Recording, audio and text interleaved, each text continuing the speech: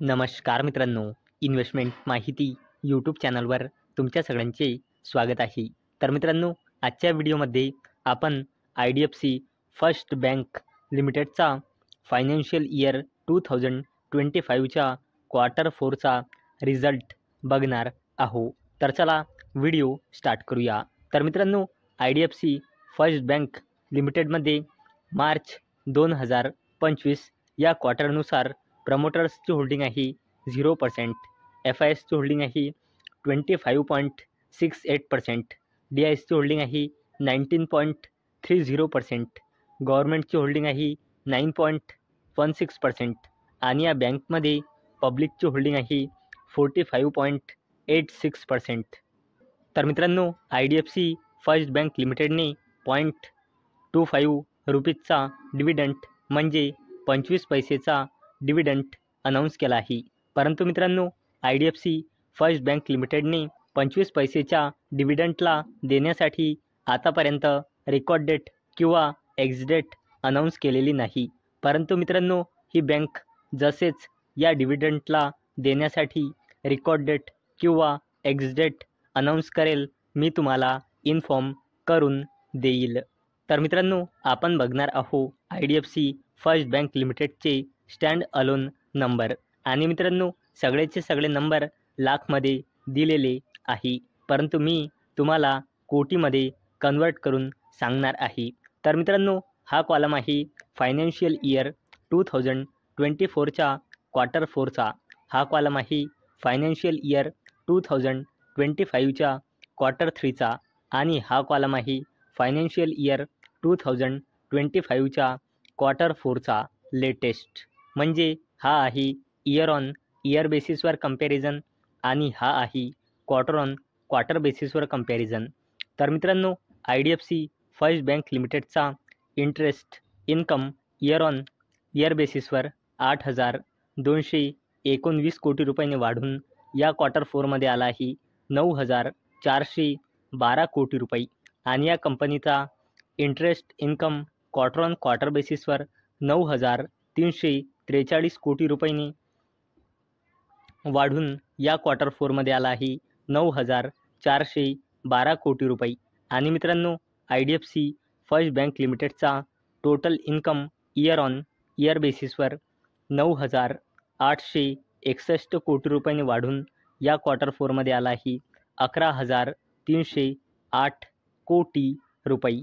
आणि या कंपनीचा total income quarter on quarter बेसिसवर 11,122 कोटी रुपयांनी वाढून या क्वार्टर 4मध्ये आला आहे 11,308 कोटी रुपये.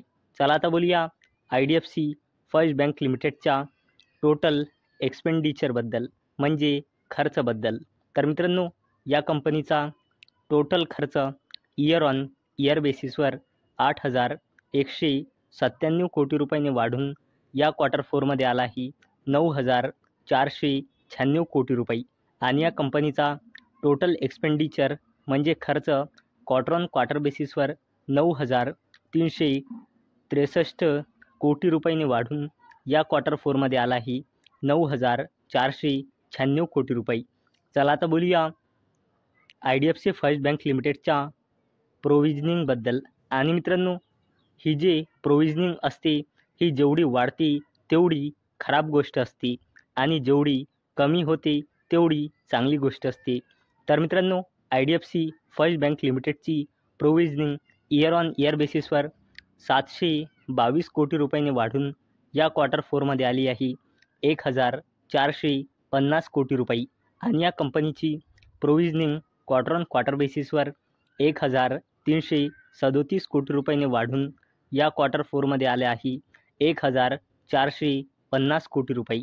आणि मित्रांनो, चला आता बोलूया IDFC फर्स्ट बँक लिमिटेडच्या नेट प्रॉफिटबद्दल. तर मित्रांनो, IDFC फर्स्ट बँक लिमिटेडचा net profit year on year बेसिसवर 724 कोटी रुपयांनी घसरून या क्वार्टर 4मध्ये आला आहे 304 कोटी रुपये.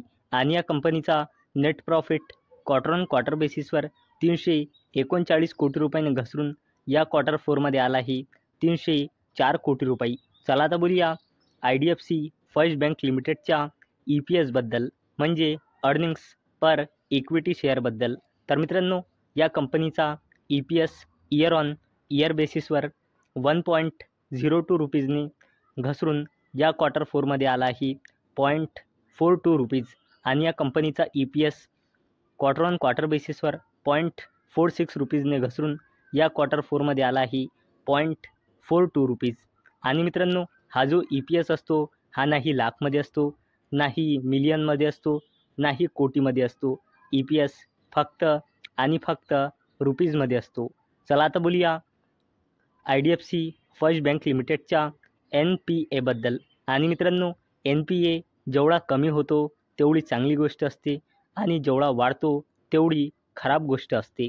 तर मित्रांनो, IDFC फर्स्ट बँक लिमिटेडचा gross NPA year on year बेसिसवर 1.88%ने घसरून क्वार्टर 4मध्ये आला आहे 1.87% आणि या कंपनीचा gross NPA quarter on quarter बेसिसवर 1.94%ने घसरून क्वार्टर 4मध्ये आला आहे 1.87%.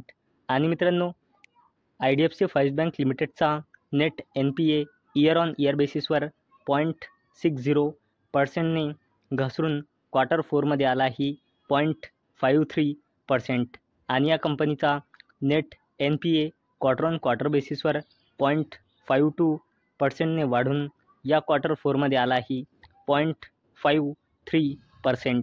आता बघूया IDFC फर्स्ट बँक लिमिटेडचा segment wise standalone revenue.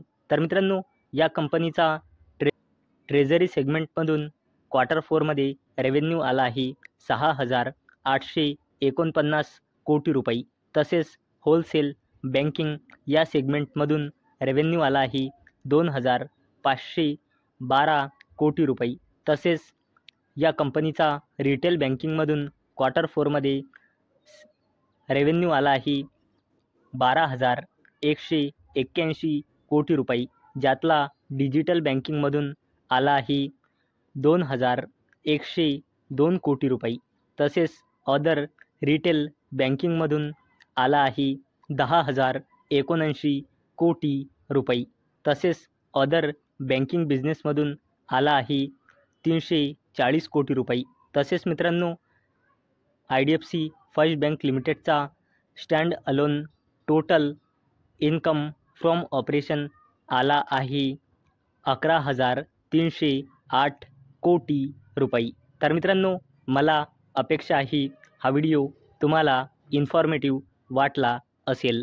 तर मित्रांनो, जर तुम्हाला हा व्हिडिओ आवडला असेल तर या व्हिडिओला लाईक करा आणि चॅनलला सबस्क्राईब करा. आणि मित्रांनो, हा व्हिडिओ फक्त आणि फक्त एज्युकेशन पर्पजसाठी बनवलेला आहे. माझ्याकडून काहीही रेकमेंडेशन नाही की तुम्ही या स्टॉक्सना बाय करा, सेल करा किंवा होल्ड करा. तर चला भेटूया नेक्स्ट व्हिडिओमध्ये. तोपर्यंत टाटा, बाय बाय.